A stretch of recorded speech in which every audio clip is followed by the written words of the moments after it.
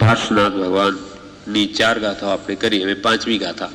જ્ઞેય વિનાશે હો જ્ઞાન વિનશ્વરું, કાળ પ્રમાણે રે થાય સુજ્ઞાની, સ્વકાળે કરી સ્વસત્તા સદા, તે પર રીતે ન જાય સુજ્ઞાની, ધ્રુવ પદ રામી હો સ્વામી માહરા.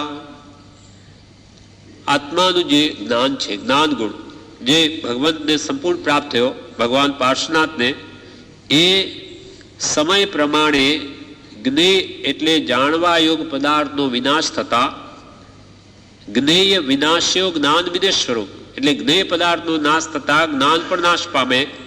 કાળ પ્રમાણે રે થાય એટલે કાળ પ્રમાણે જ્યારે જ્ઞેય પદાર્થનો નાશ થાય, કોઈ પણ આ પુસ્તક છે એનો કાળે કરીને નાશ થાય તો પછી એ જે જ્ઞાન એના આકારે થતું હતું તે પણ નાશ પામે. સમય પ્રમાણે જ્ઞેય એટલે જાણવા યોગ પદાર્થનો વિનાશ થતા તેના આકારે થયેલ જ્ઞાન પર્યાયનો પણ નાશ થાય છે. સ્વકાળે કરી સ્વસત્તા સદા, તે પર રીતે ન જાય. પણ સ્વકાળે એટલે સ્વ પર્યાય પરિણતિથી સ્વસત્તા સદા છે, પોતાના આત્માની સત્તા છે એ અનાદિકાળથી અનાદિ અનંત કાળ સુધી સ્વપર્યાય પરિણતિથી આત્મા પ્રવર્તા છતાં પણ આત્મા પોતાની સ્વસત્તામાં જ છે. એ પોતાની સત્તામાં જ હંમેશા રહે છે, ક્યારે પણ છોડતો નથી. અનાદિકાળથી અનંતકાળ જન્મ મરણ થયા પણ આત્માનો એક પ્રદેશ પણ ઘસાયો નથી. તે તો તેઓનો તેવો જ છે કે પર રૂપે થયો નથી, સ્વમાં જ રહે છે. સ્વકાળે કરી સ્વસત્તા સદા, તે પર રીતે ન જાય. તે કદી પણ પર રીતે એટલે પર દ્રવ્ય સ્વરૂપે પરિણમે નહીં એવો વસ્તુનો સ્વભાવ છે. ગમે તેમ થાય પર રૂપે પરિણમતો દેખાય વિભાવને લઈને, પણ કદી પણ એ પોતાના સ્વરૂપને તો છોડે જ નહીં. અને દરેક દ્રવ્ય પોતપોતાના સ્વભાવમાં જ રહે છે. એના વિશે 311 પૃષ્ઠ ઉપર કૃપાલદેવે વચનામૃતમાં કહ્યું, સમયસારની ગાથા મૂકી છે. એક પરિણામ કે કરતા ધરવ દોઈ, દોઈ પરિણામ એક દ્રવ્ય ન ધરતું હૈ, એક કર તુતિ દોઈ દ્રવ્ય કબહુ ન કરે, દોઈ કર તુતિ એક દ્રવ્ય ન કરતું હૈ.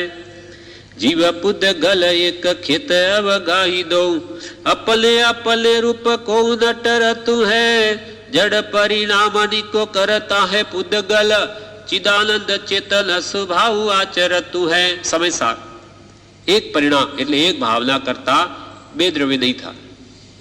જડના ભાવ જડ જ કરે, પરિણામ જડના પરિણામ જડમાં, ચેતનના ચેતનમાં. દોઈ પરિણામ એક દ્રવ્ય ન ધરતું હૈ. દોઈ પરિણામ એટલે જડ ભાવ અને ચેતન ભાવ એક દ્રવ્ય નહીં કરે, સાથે ન કરે.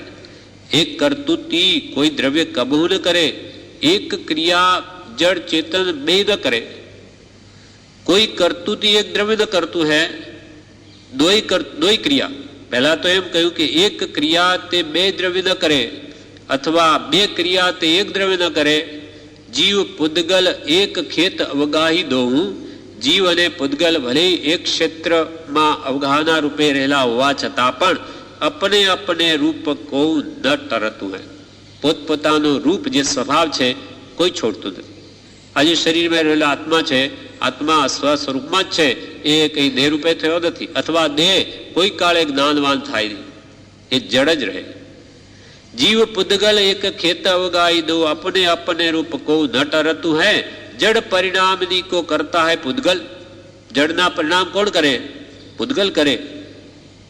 जड़ परिणाम निदो करता है पुद्गल, चिदानंद चेतन स्वभाव आचरतु है. चिद आनंद मय ज्ञान मय आत्मा चेतन ते तो स्वभाव માં જ આચરે છે.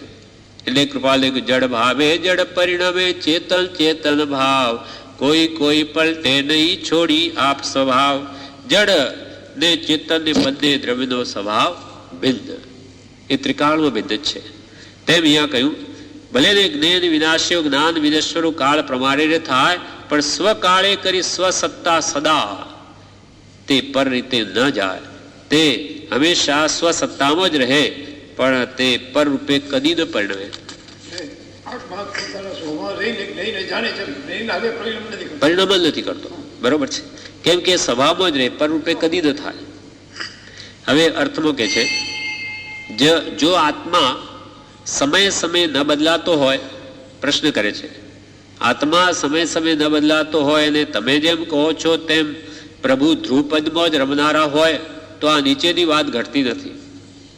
જ્યારે જગતના કોઈ પણ પદાર્થનું જ્ઞાન થાય છે ત્યારે તે પદાર્થ જ્ઞાનમાં ભાસે જ છે. આનું જ્ઞાન થયું તો આ ભાસે, અને તેને જ્ઞેય કહેવામાં આવે છે.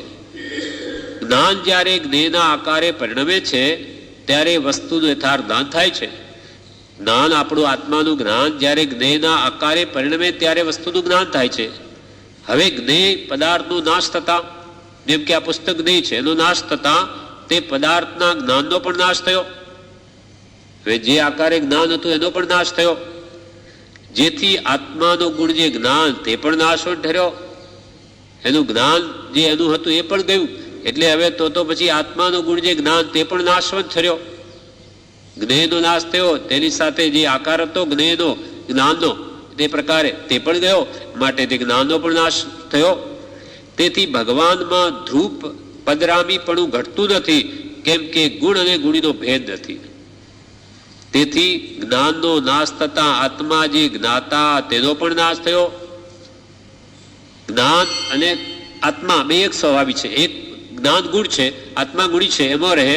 જો જ્ઞાનનો નાશ થયો તો આત્માનો નાશ થયો. તેથી આત્મા ક્ષણિક છે એમ સિદ્ધ થઈ પડે છે. તો પછી ભગવાન ધ્રુપદરામી કેવી રીતે? આ શંકાનું સમાધાન નીચે પ્રમાણે છે. સ્વ કાળે કરી સ્વસત્તાએ જ્ઞાનનો નાશ થતો નથી. આત્માનું જે જ્ઞાન છે એ તો સ્વસત્તાનો કદી નાશ નહીં થાય, પણ તે જ્ઞેય પદાર્થની જ્ઞાન પર્યાય તેનો નાશ થાય છે. આ જ્ઞેય પદાર્થની જે જ્ઞાનરૂપ પર્યાય હતી તે જ્ઞાનરૂપ પર્યાયનો નાશ થયો, કે જ્ઞાનનો નાશ નથી થયો. આ પર વસ્તુ જે જ્ઞેય તેનો પણ દ્રવ્યથી નાશ નથી થતો, પણ તે રૂપાંતર પામે છે. જે જ્ઞેય પદાર્થ છે એનો પણ નાશ નથી. ખરી રીતે તો એ પણ પરમાણુઓ એમના એમ રહે, એનો પર્યાય નાશ પામ્યો. એ નાથી થતી આત્માનું મૂળ જ્ઞાની નાશ થતો નથી. એટલે એના પણ પર્યાય બદલાય છે, અને આ બદલાયેલા પર્યાયો પાછા જ્ઞાનમાં પ્રતિભાસે છે. જ્ઞાનનો નાશ થઈ ગયો તો ક્યાંથી ભાસે? ફરી એ બદલાયેલા પર્યાયો જ્ઞાનમાં પ્રતિભાસે છે. તેથી જ્ઞાનનો નાશ થયો નહીં. પોતાના દ્રવ્ય ક્ષેત્રને કાળ ભાવની અપેક્ષાથી તો જ્ઞાન નિત્ય જ છે, તેનો કદી નાશ નથી.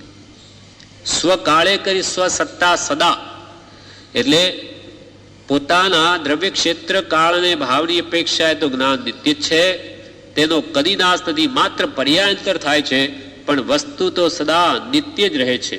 એવું ઉત્પાદ વ્યય અને ધ્રુવયુક્ત લક્ષણ વાળું દ્રવ્ય જૈન સંપ્રદાયમાં માનેલું છે. એટલે ભગવાનને જે ધ્રુવ પદ રામી કહ્યા છે તે યથાર્થ જ છે. વસ્તુનું સ્વરૂપ છે ઉત્પાદ વ્યય ધ્રુવ સ્વરૂપ છે. તેથી ભગવાનને જે ધ્રુવપદ રામી કહ્યા તે યથાર્થ જ છે. કોઈ પદાર્થ પોતાનું સ્વરૂપ છોડતું નથી. નેય વિનાશે હો જ્ઞાન વિનસ્વરું કાળ પ્રમાણે રે થાય. સ્વકાળે કરી સ્વસત્તા સદા તે પર રીતે ન જાય. ધ્રુવ પદ રામી હો સ્વામી માહરા. આગળની ગાથામાં કે છે